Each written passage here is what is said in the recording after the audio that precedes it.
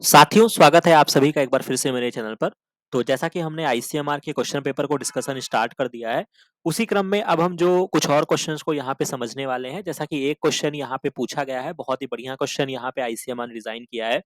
और वो क्वेश्चन ये है कि आपका एसिड ग्वानिडियम थायोसाइनेट फिनॉल क्लोरोफॉर्म, हालांकि ये बहुत लंबा चौड़ा नाम देके जो उसका मेन जितने कंपोनेंट्स होते हैं उन सब का नाम दे दिया है, जो शायद आपको लगेगा कि पता नहीं ये सही है नहीं सही है, कौन सा कंपाउंड है, पता नहीं, मैं पहली बार सुन रहा हूँ।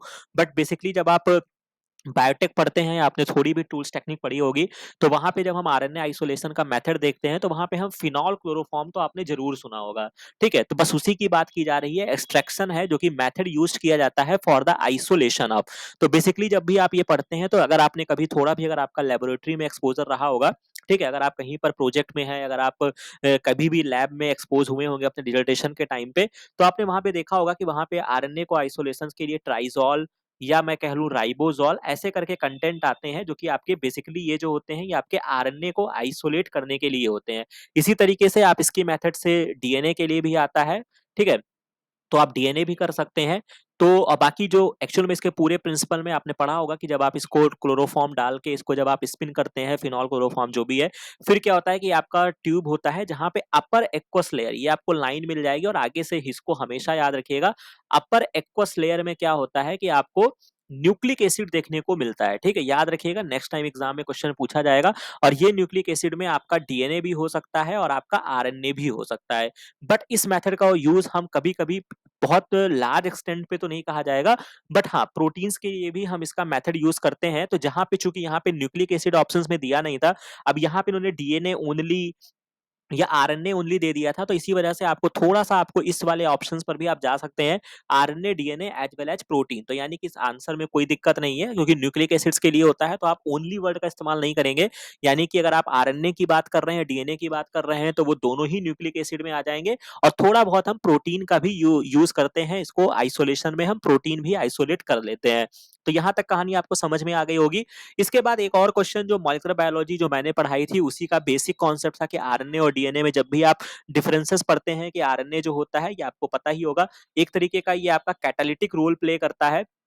ठीक है, लेकिन डीएनए जो होता है वो ऐसा कुछ नहीं प्ले करता है। तो इसका क्या रीजन है, बस वही यहाँ पे क्वेश्चन पूछा गया है कि which of the following is a most probable explanation for higher lability of RNA than the DNA. तो इस पूरी स्टोरी में क्या होता है, डीएनए जो होता है ये आपका टू डीऑक्सी होता है, टू प्राइम पर ऑक्सीजन मतलब कह सकते हैं इसका हाइड्रोक्सिल ग्रुप हटा दिया जाता है, तो ये two prime deoxyribonucleic acid होता है, जो कि आप वहां पे देख सकते हैं। और आरएनए पर क्या होता है कि टू प्राइम पर ओएच ग्रुप यानी कि हाइड्रोक्सिल ग्रुप जो होता है वो अटैच होता है, जो कि इसके लेबिलिटी के लिए बहुत ही ज्यादा रिस्पॉन्सिबल होता है। तो यानी कि थर्ड ऑप्शन में यहाँ पे आपको एक रखा हुआ मिल जाएगा, hydroxyl group in the ribose backbone lowering activation energy of the hydrolysis. मतलब कुछ भी कहानी कही हो, बस आपको हाइड्रोक्सिल ग्रुप यहाँ पे पकड़ना था और आपका आंसर जो होगा वो यहाँ पे निकल आएगा।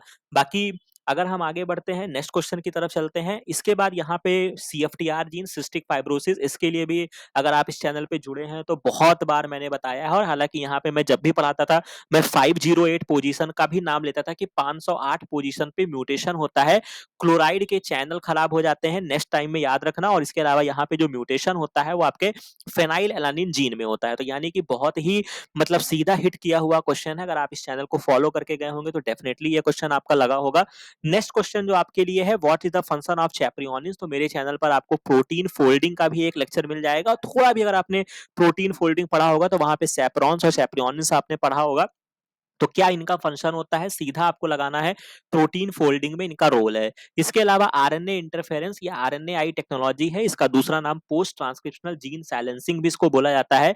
ये कंजर्व्ड बायोलॉजिकल रेस्पॉन्स होता है। बाकी इसमें होता क्या है इस मेथड में, तो ये मैंने एक्सप्लेनेशन लगा दिया है। आपका पेस्ट रेजिस्टेंट प्लांट जब आप पढ़ेंगे, आपने 12th लेवल पे अगर आपने पढ़ेंगे तो आपको मिल जाएगा कि बहुत सारे निमेटोड पैरासाइट्स होते हैं, जो कि प्लांट और एनिमल में क्या करते हैं, डिजीज कॉज करते हैं। इसमें एक आपका निमेटोड है जिसका नाम मेलोसिनाई इकोग्निशिया है, इसको याद रखिएगा, जो कि इन्फेक्ट करता है root of the tobacco plant को और cause a great reduction in the yield. तो हम इसको ठीक करने के लिए बायोटेक के माध्यम से हम क्या करते हैं, एक नॉवेल स्ट्रेटजी है जहां पे अपनाई जाती है, जिसको हम आरएनए इंटरफेरेंस बोलते हैं। तो आगे से ऐसे भी क्वेश्चंस पूछे जाते हैं कि आरएनए आई का फुल नेम क्या है, तो इसका नेम जो होगा वो आपका आरएनए इंटरफेरेंस होगा। RNAi takes place in all eukaryotic organism as a method of cellular defence का काम करता है। This method involve silencing of a specific mRNA को हम साइलेंस कर सकते हैं due to complementary double standard RNA molecule that bind करता है इस पे and prevent translation of the mRNA को साइलेंस कर देगा। और यहाँ पे एक ऑप्शन में आपको यहाँ पे रखा हुआ मिल जाएगा डबल स्टैंडर्ड RNA।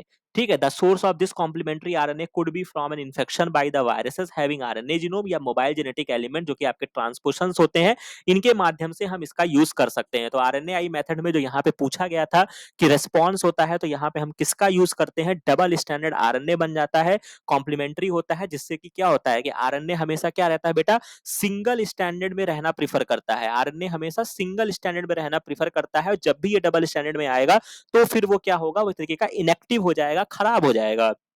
ठीक है, तो इस क्वेश्चन का भी आंसर यहाँ पे आपको मिल गया है विथ एक्सप्लेनेशन, तो कोई घबराने की बात नहीं है।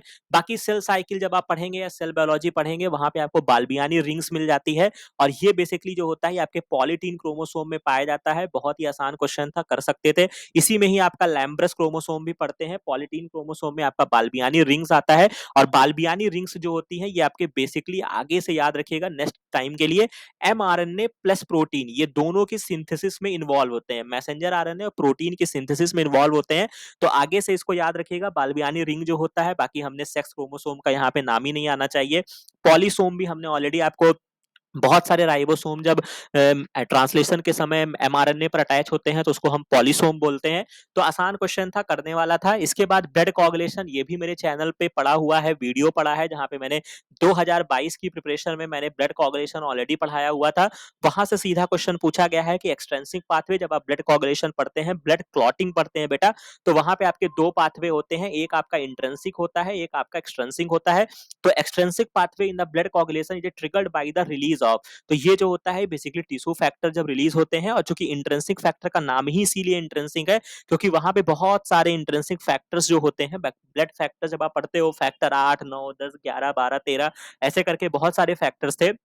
तो इंट्रिंसिक फैक्टर नहीं, यहाँ पर जो आपके एक्सट्रिंसिक फैक्टर में जो इन्वॉल्व होता है वो आपकी टिश्यू इंजरी होती है, या यहाँ पे मैंने एक्सप्लेनेशन लगा दिया है कि extrinsic pathway is a very rapid होता है, occur in the response to the tissue injury. This pathway essentially involve the conversion of a proconvertin, जो कि आपका फैक्टर नंबर 7 है।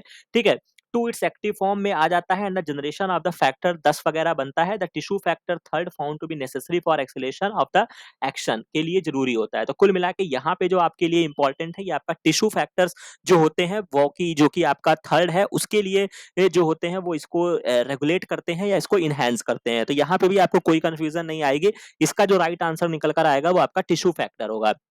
बाकी नेक्स्ट क्वेश्चन, ये भी क्वेश्चन काफी अच्छा डिजाइन किया है, क्रोमेटिड और क्रोमोसोम के बारे में है, बेसिक नॉलेज से आपका क्वेश्चन सॉल्व हो जाएगा। यहाँ पे क्वेश्चन पूछा है कि if an organism, if the normal diploid number of the chromosome 8 है, तो यानी कि क्रोमोसोम का नंबर जो है बेटा वो कितना है, 8 है।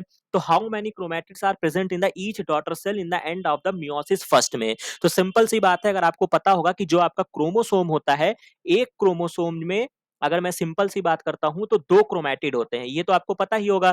तो यानी कि अगर मेरे पास 8 क्रोमोसोम है तो मेरे पास क्रोमैटिड कितने हैं, बताओ जल्दी। तो यानी कि 8 को अगर मैं 2 से मल्टीप्लाई कर दूं तो यानी कि मेरे पास 16 क्रोमैटिड हैं। सिंपल सी कहानी हो गई। अब चूंकि क्या हो रहा है कि मुझे डॉटर सेल में मियोसिस फर्स्ट की बात हो रही है। मियोसिस फर्स्ट का मतलब है कि क्रोमोसोम का नंबर जो होता है, मियोसिस में तो यही होता है ना, क्रोमोसोम का जो नंबर होगा वो हाफ हो जाएगा। ठीक है, और मियोसिस फर्स्ट में ही नंबर हाफ होता है।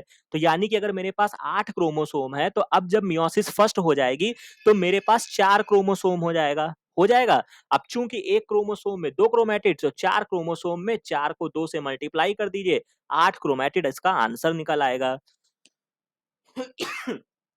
ठीक है, तो कोई कंफ्यूजन नहीं, आराम से कर सकते थे। और इस तरीके के क्वेश्चंस एक बार आपका डीबीटी जेआरएफ 2019 में पेपर उठा लीजिएगा, वहां पे क्वेश्चन आया हुआ था। तो वहां पे एक्सप्लेन जब मैंने किया है, तो अगर आप मेरे साथ जुड़े रहे होंगे तो आप ये क्वेश्चन को सॉल्व करने में सक्षम रहे होंगे, और 8 जो होगा वो इसका राइट आंसर आएगा, कोई दिक्कत नहीं आएगी।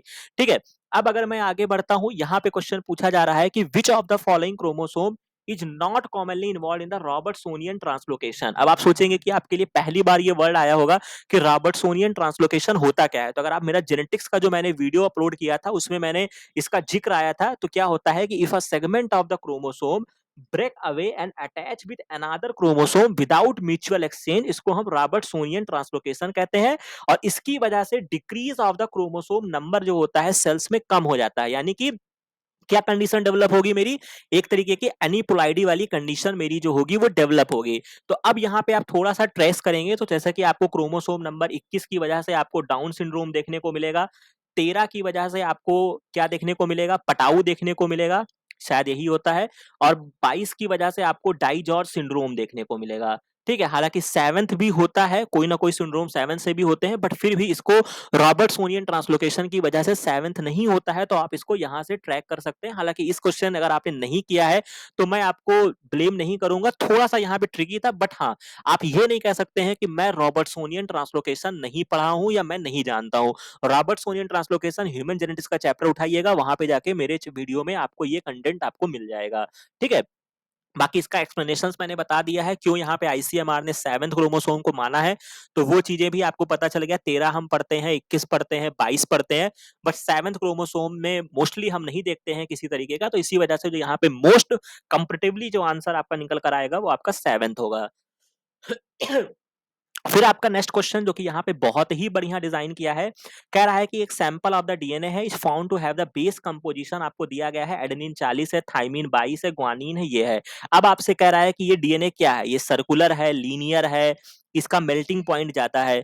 तो भैया सिंपल सी कहानी, आपको मैंने एक चीज बताई थी, सॉरी, आपको एक चीज मैंने यहाँ पे बताया था कि जब भी हम यहाँ पे चार गैप रूल से मैंने आपको पढ़ाया था, तो चार गैप रूल क्या कहता है कि जितना एडेनिन होगा उतना ही थाइमीन होगा, और जितना ग्वानिन होगा उतना ही साइटोसिन होगा। तो ना यहाँ पे एडेनिन के बराबर थाइमीन है, ना ग्वानिन के बराबर साइटोसिन है, तो यानी कि ये चार गैप रूल को फॉलो नहीं करता है। और चार गैप रूल को वही फॉलो नहीं करता है जो हमेशा सिंगल स्टैंडर्ड कंडीशन में होगा। अब वो सिंगल स्टैंडर्ड चाहे वो आरएनए हो सकता है, और या सिंगल स्टैंडर्ड आपका डीएनए हो सकता है। तो यानी कि जो इसका राइट आंसर निकल कर आएगा वो आपका डीएनए क्या है, आपका सिंगल स्टैंडर्ड है। इस प्लेटफॉर्म से अगर आप जुड़े हैं तो ये क्वेश्चन आपको डेफिनेटली पता था। चार गैप रूल्स के जब भी क्वेश्चंस आए हैं मैंने आपको हमेशा बताया है बेटा कि इन चीजों को ध्यान रखिएगा, और फर्जी में अगर आप सर्कुलर और लीनियर इन सब चीजों में अगर आप फंसेंगे तो आप गलत कर सकते हैं। ठीक है, तो यहां तक हो गया है, बाकी नेक्स्ट पार्ट में हम कुछ और क्वेश्चंस को यहाँ पे समझेंगे। बाकी मिलते हैं नेक्स्ट वीडियो में नेक्स्ट इंफॉर्मेशन के साथ। Thank you very much.